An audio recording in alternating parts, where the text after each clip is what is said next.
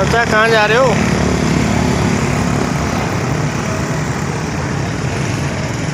North Karachi power house 54 sector में जो लगने वाला है भाई अपने अपने घरों से निकलो, न लाके कचरा फेंको।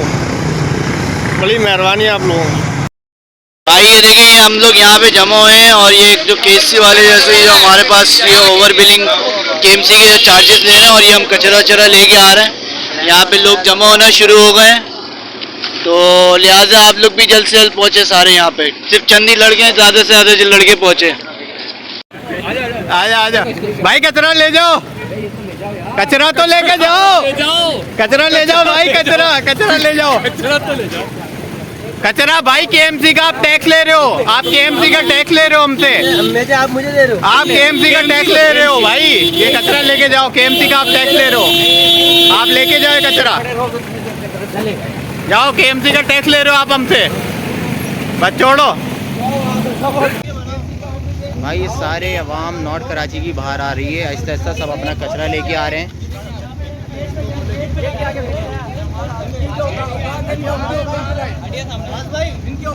वहाँ जाके रख दो, फेंक दो। नहीं ऊपर नहीं, ऊपर नहीं यार, ऊपर नहीं, ऊपर नहीं,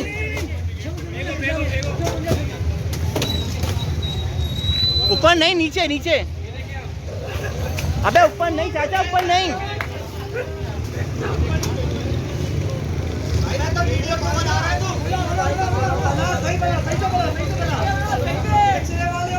ओए ओए नीचे नीचे नीचे।